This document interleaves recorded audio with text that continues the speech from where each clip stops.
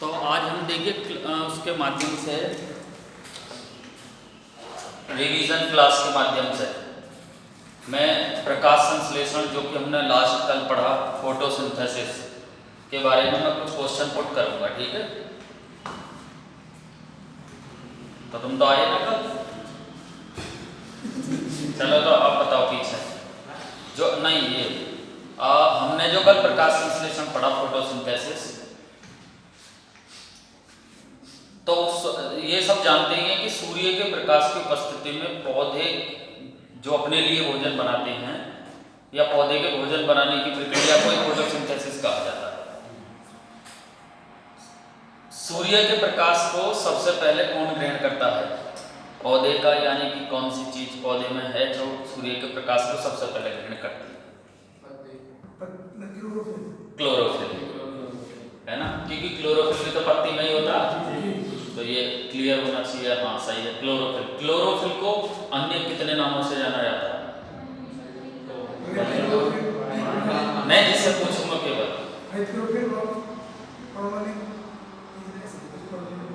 Chlorophyll, हरित लवक और पर्णहरित, ऐसा, ठीक है। आप पीछे बताएं क्या विषय? प्रकाश संश्लेषण की पूरी प्रक्रिया में, अब चूंकि पौधे अपना भोजन बनाते हैं प्रकाश संश्लेषण की प्रक्रिया में, तब वो पानी भी लेते हैं पौधे, है ना, पानी भी लेते हैं। तो पानी किसके द्वारा, कौन सा पानी लेते हैं? वो कौन से जल को ग्रहण करते हैं पौधे? कोशिका जल, यानी कि इंग्लिश में कैपिलरी वाटर। ये अच्छी तरीके से याद रखना, कई बार पूछा जाएगा परीक्षा में। पौधे जो जल लेते हैं, जो कोशिका जल है, जल के लिए कौन उत्तरदायी है, यानी कि कौन सा ऊतक उत्तरदायी है पौधे के जल के लिए? तुम ही बताओगे किसे?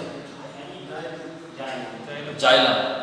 देखो ये हमेशा याद रखना है, ये पूछा जाएगा क्वेश्चन, कभी भी याद रखना है। पौधे में पानी के संवहन के लिए अगर कोई उत्तरदायी है तो वो जाइलम ऊतक है, और अगर खाद्य पदार्थ के बारे में पूछता है तो याद रखना फ्लोएम ऊतक। दोनों अच्छी तरीके से याद होने चाहिए, परीक्षा में पूछा जाएगा क्वेश्चन, ठीक। जाइलम जो है, जिसकी अभी हम बात कर रहे हैं, सत्यम जाइलम जो है ये, जिसकी अभी हम बात कर रहे हैं, जो कि एक ऊतक है, कहाँ पाया जाता है? पौधे की जड़ों में पाया जाता है। अच्छी तरीके से याद रखना, यहाँ तक भी क्वेश्चन पुट हो सकते हैं एग्जाम में, ठीक है। तुम बताओ बीच में। हाँ, फ्लोएम जो ऊतक है, जो कि पौधे में भोज्य पदार्थों के संवहन के लिए उत्तरदायी है, कहाँ पाया जाता है? पौधे में। हाँ, पौधे की पत्तियों में पाया जाता है। ध्यान से सुनते भी रहना सभी, कई बार पूछ लिया जाएगा। प्रकाश संश्लेषण, जैसा कि हम कल से पढ़ रहे थे, कल हमने लास्ट लेक्चर में प्रकाश संश्लेषण ही पढ़ा। प्रकाश संश्लेषण के दौरान क्या होता है कि ऑक्सीजन बाहर निकलती है। प्रकाश संश्लेषण के प्रक्रिया के लिए, इस पूरी प्रोसेस के लिए, या कह दो फोटोसिंथेसिस की पूरी प्रोसेस के लिए, कौन सी गैस का अवशोषण होता है? बताओ पीछे। Carbon dioxide. अच्छी तरीके से याद रखना, यानी कि कार्बन डाइऑक्साइड का अवशोषण होता है। और अगर उत्सर्जन की बात आती है तो हमेशा याद रखना ऑक्सीजन का उत्सर्जन होता है, ठीक। और तुम बताओ कि जो ऑक्सीजन प्रकाश संश्लेषण में निकल रही है,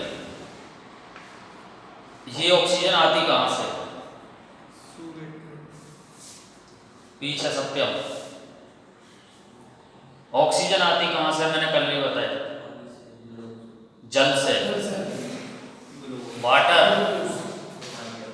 केमिस्ट्री में पहुंचे तो H2O, ऐसा ही है, तो क्लियर होना चाहिए फिर। यानी कि ये जो ऑक्सीजन आ रही है ना फोटोसिंथेसिस की प्रक्रिया में, ये किससे आ रही है? ये जल से आ रही है। यहाँ तक भी क्वेश्चन पुट होंगे, एक एक तथ्य को बिल्कुल अच्छी तरीके से सुन लेना। नेक्स्ट, पीछे प्रकाश संश्लेषण की पूरी प्रक्रिया में, जो कि मैं पहले ही बताया हूं कि पौधे सूर्य की उपस्थिति में अपना भोजन बनाते हैं, और इसी पूरी प्रोसेस को हम फोटोसिंथेसिस कहा जाता है, या फिर प्रकाश संश्लेषण। प्रकाश संश्लेषण में पौधे में जो एनर्जी होती है, यानी कि कार्बोहाइड्रेट, वो किस रूप में होता है? बताओ। एनर्जी, एनर्जी, ऊर्जा या फिर कार्बोहाइड्रेट, से भी बात है। सत्यम ग्लूकोज के रूप में होता है। अच्छी तरीके से याद होना चाहिए स्टूडेंट, क्योंकि क्वेश्चन यहाँ से दो क्वेश्चन ऐसे ही लैंग्वेज बदल कर परीक्षा में पूछ लिए जाएंगे। जैसे कि पौधे में जो ऊर्जा होती है वो किस रूप में होती है, तो एक तो सामान्य आंसर है ग्लूकोज, ऐसा दे देगा। पौधे में कार्बोहाइड्रेट किस रूप में रहता है, से भी बात है। थोड़ा सा लैंग्वेज का अंतर पड़ जाएगा बस परीक्षा में, तब भी ध्यान रखना है। ऊर्जा की बात आ रही है तो फिर कौन सा, तब भी ग्लूकोज C6H12O6। क्लियर। दरोगा भर्ती के एग्जाम में ये क्वेश्चन पुट हुआ है, इसलिए इस बात को हमेशा याद रखना, क्योंकि फोटोसिंथेसिस हम पढ़ रहे हैं तो हमें ये बात याद होनी चाहिए। क्वेश्चन पूछा गया ऐसा ही है, पौधे को सबसे ज्यादा नुकसान किससे होता है, किस चीज को, हाँ पत्तियों को तोड़ने से। देखिए ये तो एक सामान्य सा जवाब हुआ कि हाँ पत्तियों को तोड़ने से पौधे को सबसे ज्यादा नुकसान होता है, ऐसा ही में पूछा गया है। लेकिन ये भी जानना है क्यों होता है, क्योंकि मैंने लास्ट लेक्चर में ही बताया, ये हमेशा याद रखना कि पत्तियों में क्लोरोफिल लवक पाया जाता है जो कि स्वयं हरे रंग का होता है, और उस हरे रंग के कारण ही, चूंकि क्लोरोफिल हरे रंग का होता है, इसीलिए किसी भी पौधे की पत्तियों का रंग जो है हरा होता है। क्लियर। क्लोरोफिल चूंकि पत्तियों में पाया जाता है और सबसे पहले प्रकाश संश्लेषण की प्रक्रिया में प्रकाश को ग्रहण वही करता है, यानी कि वहां से एक स्टार्टिंग शुरू होती है फोटोसिंथेसिस का पहला चरण कह सकते हैं।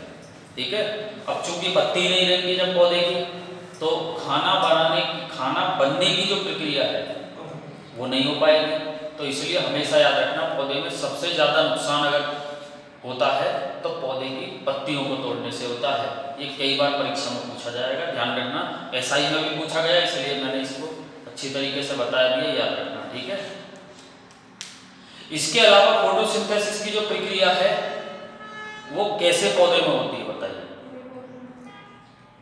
सभी पौधे में या फिर हरे पौधे में? तो सिर्फ याद रखना हरे पौधे में होती है, ये बहुत अच्छी तरीके से याद रखना, क्योंकि हरे पौधे में क्लोरोफिल होगा तो ही आप आगे चल के प्रकाश संश्लेषण की प्रक्रिया होगी। क्लियर। जहां पर हम लोग रह रहे हैं यानी कि स्थल पर, यहां सबसे ज्यादा फोटोसिंथेसिस यानी कि ऑक्सीजन हमें कहां से आती है, शैवालों के द्वारा, यानी कि एल्गी के द्वारा। ये अच्छी तरीके से याद होना चाहिए, बहुत बढ़िया तरीके से याद होना चाहिए। और इसके साथ साथ इस क्वेश्चन को भी हमेशा याद रखिए कि शैवाल ऐसे पौधे होते हैं, ऐसे जलीय पौधे भी हैं जो जल प्रदूषण के सूचक भी हैं। ये भी हमें याद होना चाहिए कहीं ना कहीं, अगर हम साइंस की बात कर रहे हैं तो ये रिलेटेड क्वेश्चन कई बार पूछ लिया जाएगा। जैसे कि वायु प्रदूषण के सूचक लाइकेन है, सेम ऐसे ही जल प्रदूषण के सूचक भी शैवाल है। क्लियर। उसके बाद सत्यम आप बताओ कि ये जो डीकम्पोजर है यानी कि अपघटक के प्रमुख उदाहरण कौन कौन से होते हैं? बैक्टीरिया और फंगस, यानी कि बैक्टीरिया और फंगी, जीवाणु और कवक। ठीक है। तुम बताओ कि ये जो बैक्टीरिया, ये जो अपघटक हैं, ये कौन से स्तर के जीव होते हैं? कौन सा स्तर, पहला, दूसरा, तीसरा, चौथा? चौथे स्तर के होते हैं। हाँ देखो ये हमेशा याद रखना, मैं पहले ही बताया हूँ, एक तो होते हैं उत्पादक के बाद प्रथम श्रेणी के उपभोक्ता, द्वितीय श्रेणी के, तृतीय श्रेणी के। तो तीन तो पैनल यही हो गया, प्रथम, द्वितीय, तृतीय। उत्पादक को अलग रख दीजिए। उसके बाद चौथे स्तर पे ही आ जाता है आपका अपघटक। तो अपघटक जो है चौथे स्तर का जीव, पोषण स्तर का जीव है। अच्छी तरीके से याद रखना, कई बार पूछ लिया जाएगा। क्लियर। वीडियो को लाइक और शेयर करना ना भूलें और चैनल को सब्सक्राइब अवश्य करें।